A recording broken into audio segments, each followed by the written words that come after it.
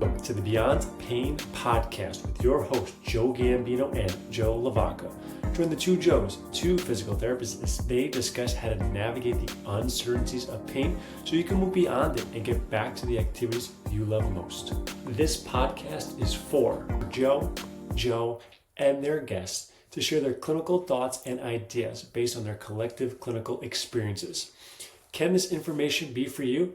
Maybe, but we cannot know for sure. Therefore, it is always worth talking to your healthcare provider to make the best decisions in your care before you implement anything on this podcast.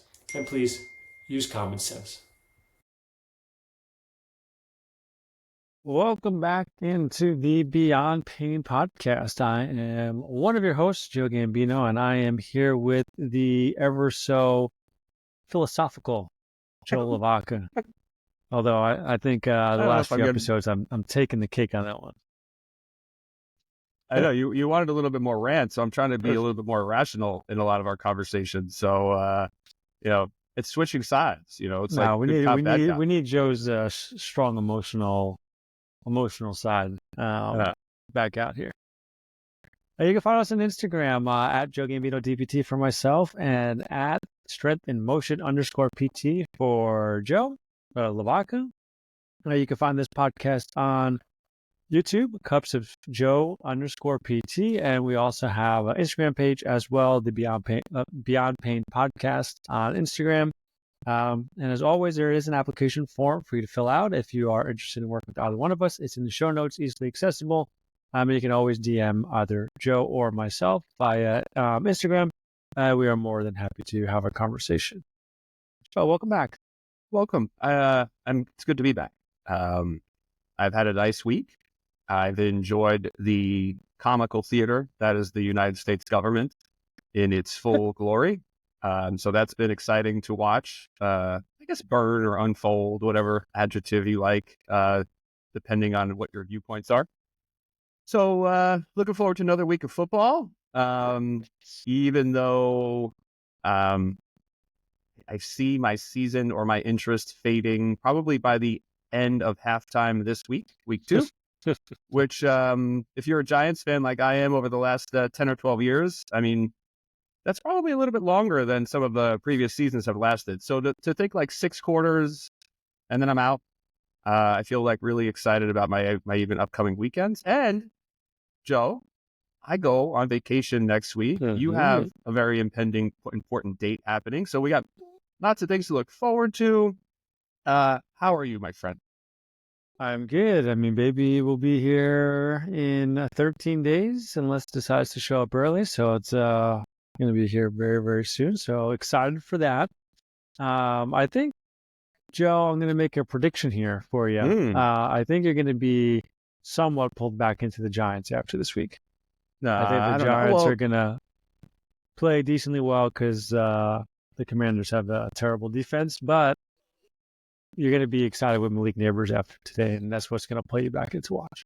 Well, I really appreciate that kindness, Joe. And I would have to say, here's the thing, though. Even if we did beat the Commanders, even in our misery of the last 10 or 12 years, we've always beat the Commanders. So if you look at actually like Daniel Jones's record, I think this even dates back like when we were, quote unquote, we had that winning season in the playoffs. I think Daniel Jones' record against like the Redskins is like 6-1 or like 8-1 over the course of his career. Against like every other opponent, it's like 3-37. So yeah, I mean, it's just really great that we can beat the Commanders, but that's not who we need to beat to move up. So I don't want them to actually, this is the other thing. I don't want them to win, right? We always do this. We win like 6 games and then we have like the 9th pick. That doesn't help reset your franchise. So I don't know what to tell you, man. I'm hoping that I don't regain interest because I know it will just be false. No, man, you're going to be back in. They're going to pull you in, Joe. I believe. I think so. But anyway, question of the day. This comes from a client of mine, Morton. He gave me like 5 of them in one shot. So we're I got a couple too. So we'll take care of what you said. His name was Morton. Morton, yeah. So we'll do it on this one because the other question of the day that we have makes sense, I think, mostly with next episode's topic. Okay. All right. So what I think this goes Morgan, here we today, go. we're going to be talking about diagnosis and does it matter and how much do we weigh in and what's more important between diagnosis and prognosis. And we'll define all those terms, I guess, as well, in case you're not too sure about them.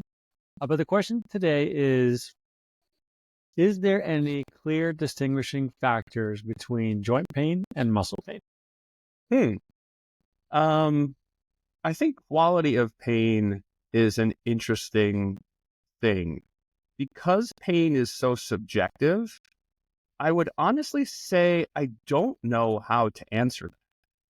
I may go out on a limb and start to put together qualities that I think, people have reported on and that I think might make sense. But it also comes down to how irritable all these structures are. So let's go with muscle pain. We'll start there. If it's muscle pain, I would probably expect it to be a little bit more broad, maybe a little bit more diffuse, whereas a joint pain, a little bit more specific or localized. Depending on the actual sensitivity of those tissues, you might expect the muscle pain to improve as you warm up or as you keep moving, whereas a joint pain might stay a little bit more static or constant. But I think that really varies. I was going to go with how people typically describe pain, but I don't know if that's fair due to how subjective it is, because muscle pain could be sharp. I guess it could feel a little bit localized. So I think when trying to distinguish broadly, I'd probably go in like how it behaves and maybe even what was the original mechanism that would help us. And maybe that ties into our chat today. But do you have a adjective or a way to describe, like, really specifically, especially virtually, because this might be even a better question for you, how to distinguish that? Because I can always touch things and, maybe rule certain things in and out on the table. Yeah, there. I think for where I'm thinking about it is, joint pain is likely to be on the closing side of the joint. So Hmm. if you're pushing your wrist into extension and it's like pinchy or sharp or something like that, like inside the joint, likely that it's going to be, then I start to think joint. Not that it's likely going to be there, but my brain starts to go there. If you like look to the right and you have a pinch in your neck, right, then I start to like, okay, is there a joint related issue? And then I'm looking at, the other things that I don't want to see on top of that is from a movement perspective. Does active and passive range of motion, are they vastly different? Are they the same? And what kind of things are going on there? Is it actually like a joint limitation that's preventing movement from happening, where we would expect active and passive range of motion to be like actually quite close together? Or is it like, yeah, full, they can barely move their neck, but when I move them, then all of a sudden there's so much more degrees of motion where I'm probably not going to be thinking joint just as much. So I've been finding that the FRC, functional range conditioning terminology of closing angle joint pain, has been pretty solid. There are times though where you can have pinching and it's not joint issues, which I've also found as well. And usually I'll rule that out with some isometrics and stuff like that. If you can just do like a quick isometric or a quick movement and the pinch goes away, then my brain goes less to it being a joint issue, potentially some other tissue. Yeah, I think you bring up, because I was going with I actually hesitated because I was so commonly used to telling people about the closing side pain and how maybe for a closing side pain, and for those people listening or watching, like like Joe was saying, if you're pushing your wrist in one direction, where your back of your hand, let's say if you're extending it, where the back of your hand gets close to your forearm, that's the closing side. Where the palm is moving away from the other side of your forearm or the inside of your forearm, that's the opening side. And yeah, traditionally, we were sort of taught with FRC that if it's on, the closing side, it's a joint related issue potentially. And then we can try to clear it or see maybe how sensitive it is with doing an isometric loading test and things like that. But then to your point, tendons, in my opinion, have closing angle pain. Bursitis has closing angle pain. Acute injuries have pain in every direction, right? And maybe we can make an argument that there is a combination of soft tissue, like muscle-related injury, and joint-related injuries with an acute issue. But I think even from the isometric loading test, the way that I kind of think about it now is not necessarily does it clear pain, because I think 50% of the time, if I can get someone to push into me hard enough or push hard enough into an isometric for, 10, 20, 30 seconds, they're going to have an inhibitory effect of pain, at least temporarily. So I think maybe to feed off a little bit of what you said, if it is a joint pain, maybe we go back to this idea of structure, because even if I do load you and you temporarily feel better, then yeah, to your point, my range of motion would improve. But if it was a joint block or something like with my anatomy or my structure or a bone spur or, whatever, even if that isometric takes away some pain, I should still probably have the same amount of range of motion. And maybe that's a good way to, sort of try to distinguish where we would target things or open up treatment with people. So is that maybe, another way to think about it? Is it more structure? Can we make quick changes or not make quick changes? Is that even a way to think about joints?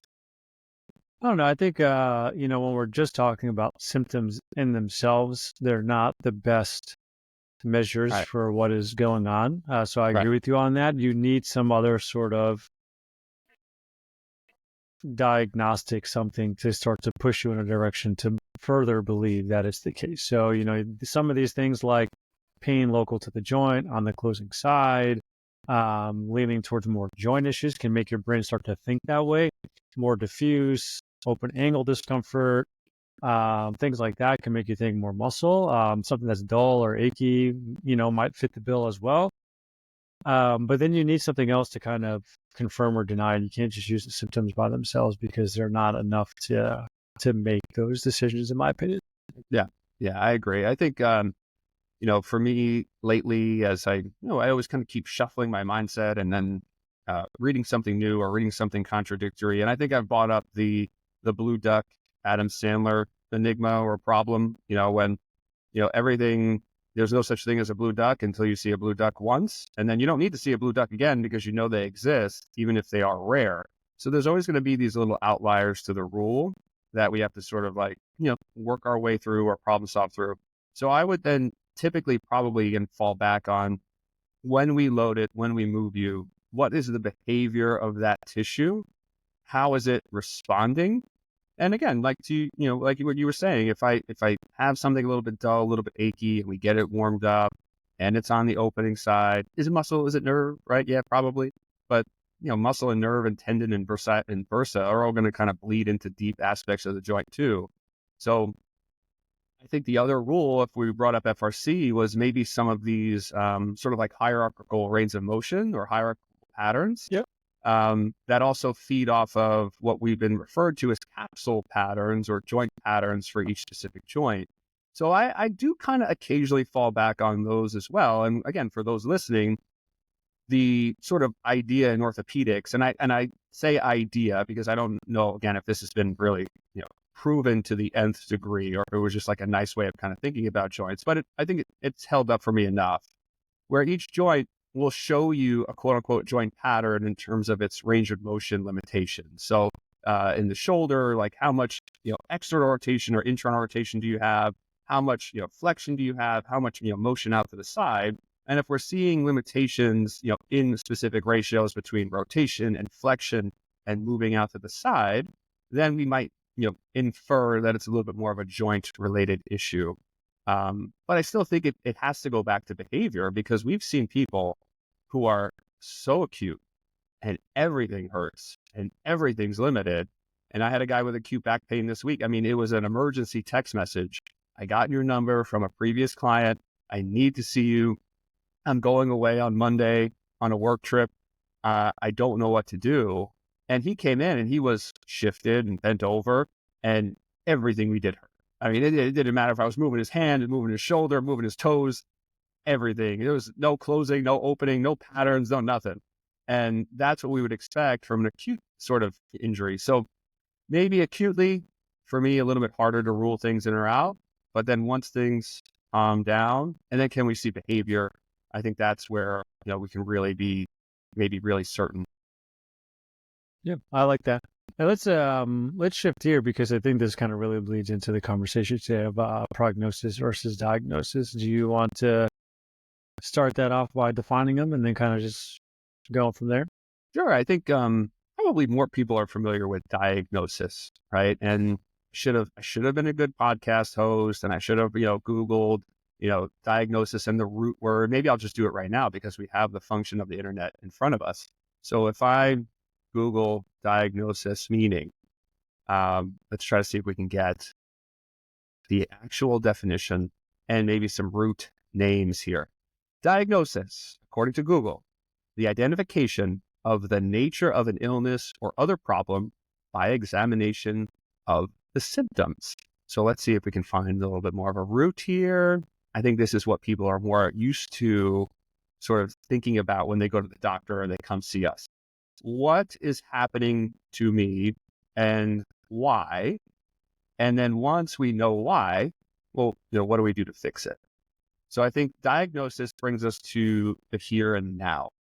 And that's obviously important for people in pain because I know they're always worried about the past, who they were, and maybe they're a little bit anxious about the future. So I do think diagnosis on our part is important to at least kind of maybe not nail it 100% of the time because I don't know if that's possible for us. But I do think it's worthwhile at least suggesting to someone, what we think is going on. And let's stop there with diagnosis. What do you feel is important to relay to a client in terms of diagnosis? And has there been a big difference in that conversation for you when you were, perfect stride, one-on-one in person, and now, doing more virtual work one-on-one? Yeah, and I have the root words here, dia and gnosis. They're both Greek words, and then between and knowing. Yeah. So there you have it. They're the roots there. As far as diagnosis goes, I do think that trying to get as specific as we possibly can, knowing the limitations of orthopedic testing and all that, is helpful because I think there are certain things that when they pop up need to be addressed somewhat differently. If it's nerve tissue versus bursitis, right? Like if you're distinguishing between bursitis and just like a tendon issue or something like that, right? Like they would behave somewhat differently, and overstretching something like that for a bursitis perspective may not make sense, but for a tendon issue it might. So little things like that I think would make a difference for us. I just think giving, more importantly, for the person who you're working with, them having some sort of answers usually is comforting for them. Mm-hmm. A lot of people that I see, the biggest struggle, especially with chronic pain, when x-rays, MRIs, and all the imaging, and every time they see a provider and they say, we don't know what's wrong with you, it's difficult from a mental perspective for that person to comprehend, well, why do I have all this pain? What is going on? Everything is okay. Why am I in all this pain?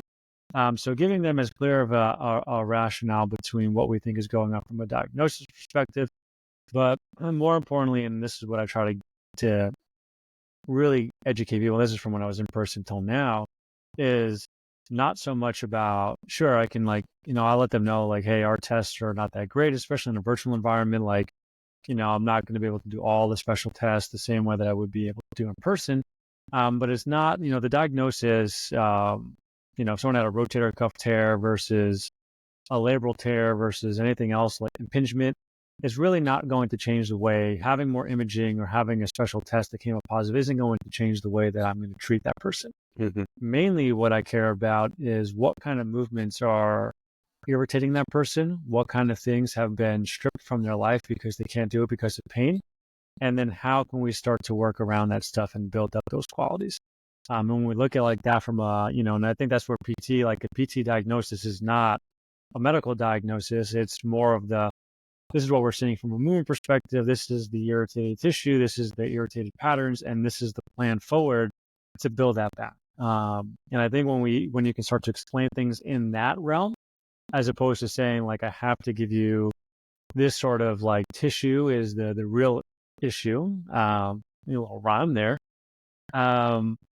I think it goes, it's easier from an education standpoint. It's easier for someone to buy in, and then it's easier for your plan of care and when you're laying things out and creating buy-in with that person. So I don't know what you think about that. No, I think obviously we share a lot of similar approaches, and I think maybe a little caveat or a little bit difference is I do think that emphasizing all the things we were able to rule out during assessments is really important to get closer to an approximate diagnosis, even if we can't nail it. So I'm never comfortable, like you just said, like picking a specific tissue and saying, this is the reason why you're having pain. Because again, I can't say that with certainty. But what I can normally say with certainty is listening to your story, listening to your pattern, if there was a mechanism, all the tests and things that we did today, here is what would have concerned me as a healthcare provider, as a clinician in your care, that would have made me told you, hey, you know what? I think you need imaging. I think you need this. I think you need this. Now, luckily, we didn't see any of these big red flags today or things that are ultimately concerning. So based on your behavior and based on this and based on that, I would say, let's approach this like it is a joint issue, like it is a tendon issue, like it is a muscle issue. And then that also then allows me to sort of then set up the prognosis, which is where are we heading now that we have a label, and how long will this label take to maybe fully resolve? So as much as I try to dance around, that sort of impairment model, well, hey, we know you can't, play golf or go work out because you're sensitive to flexion and, you have had a lot of stress at work. And we know that we have opportunities in like building your quad function. So let's start there. That still maybe leaves a little bit of a uncertainty for clients. And I think for them to be able to tell their story is really important. And I think that's where the diagnosis is value. So they can go to their spouse or to their colleagues or to their teammates or whoever and say, hey, you know what? I got my shoulder looked at. Good news. It doesn't seem to be like a really big tear. I responded well to some movements. I think, from what Joe said, we're just going to treat this like a tendon. We're going to treat this like a muscle. And then I have a few exercises to sort of guide this now. And we're looking at maybe 6 weeks, 8 weeks, 12 weeks or more until I really have the results I'm looking for. And when it comes to prognosis, and I, like to ask you about this, I always kind of put a couple of weeks or put, a little bit longer of a timestamp on prognosis for people. And I do that for a few reasons. Number one, if they get better faster, hey, you know what? They feel better like, hey, they did a great job. Hey, their bodies are really recovering. And it leaves a little wiggle room for life, right? Like I know so many people who come see me for the first visit, kids get sick, they get sick, a business thing pops up. Oh, they couldn't do this, they couldn't do that, right? And now all of a sudden they lose a week on their timeline or maybe even 2 weeks on their recovery timeline. And now if I told them they were going to get better in 4 or 6 weeks, 4 or 6 weeks later, oh no, I'm not better. That maybe creates a little bit more fear. But no, wait, Joe told me this might take 6 to 12 weeks, right? I'm still okay. This is exactly what was happening. So I do hedge my bets a little bit in the prognosis or where are we going rehab conversation and how long might it take me to get better? And I'm wondering if you think that that is fair to do. I do think it's, I don't think there's anything wrong with that. When I'm, trying to lay out a plan of care for someone and tell them how long I think it's going to happen, because it's always a question that someone has. I mean, I kind of use my experience and my judgment to kind of come to that, knowing what kind of, again, if I can kind of identify as a tendon versus something else, right, where something that I think may be lingering around for longer. But I do think being somewhat conservative with it, helps because, we talked about it before, where once someone starts to feel better and they feel like that they're at that point of like, I'm almost done with PT is when flare-ups tend to happen. So, there's no surprises there when that stuff comes up, and it gives you some time. And, I usually, just kind of like you, I want to, hedge my bets. I want to make sure that, I have plenty of time, and that this way, when I get them, if I tell them it takes 6 months and they're done in 3, I look like a genius, Joe. You do. That's You do. that's the way I work it now. But Yeah. all joking aside, I think just you can be a little bit conservative. I try to give people the best estimation that I can. Obviously, none of us are perfect, right? So I usually will say, hey, I think it's going to take us 6 visits. After we do 3 of them, we're going to move to like a monthly or whatever. We're going to start bi-monthly or whatever it is. And my assumption is that at this point we're going to be, just about fully recovered. And then from there, might happen sooner, might happen a little bit later. But this is kind of where I'm thinking we'll just constantly reevaluate this across the time as we're working together, because there are people, you'll get a better idea of how someone responds. Like this guy who I saw this morning, his neck issues. When I first started speaking with him, I thought this would take longer than what it's actually taking for him to start to get better. So, again, right, like I don't really know. I wasn't trying to be overly conservative with the timeframes that I gave him, but, he responded way better than I expected from the history of what I was hearing with him seeing multiple practitioners and having pain for so long and it seeming very joint related. I was like, okay, this might take us, a few months to really kind of like get through. And then, we're, a month in and he's like, the symptoms are barely even here anymore, right? Like, I'm like, okay, well, that's good. We're responding way better.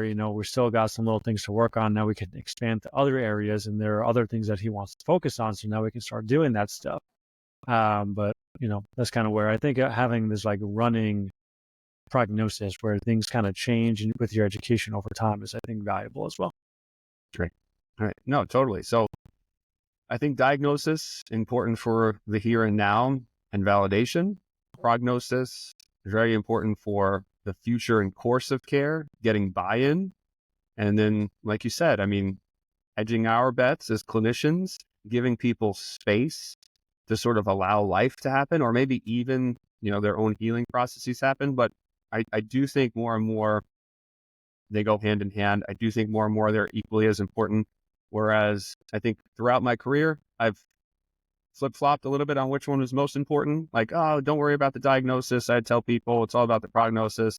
And then I flipped. And now I'm like, well, it's really 2 sides of the same coin. Mm-hmm. And I think it's more important that we give people clear understanding at that first visit, build alliance, and then hopefully they fall into those time frames, even if we are hedging our bets a little bit. So yeah, I love that. And I think it's really, when it comes down to this stuff, it's just more of giving people the comfort of having an answer that makes sense to them. Totally. And if you could do that, they'll feel better about the process. The likelihood of outcomes to move in a positive direction will increase just from that. And I think that will keep them, consistent enough with your approach to give it time to actually make the changes. Because one downfall for a lot of people is they bounce from this person to that person or this program to another program. And there's nothing that's going to be there to drive enough change or to see if it actually works. So I really like that. Yep. Amen. Take us home, Joey boy. I'll give you the honors for 2 episodes in a row. I did it yesterday or the last episode. And I was like, oh man, maybe I do it. All right. Well, Joe, I love you. Listeners, we love you. And if you've made it this far into the episode, extra love to you. Thank you for listening, and join us next week for another exciting episode of the Beyond Pain podcast.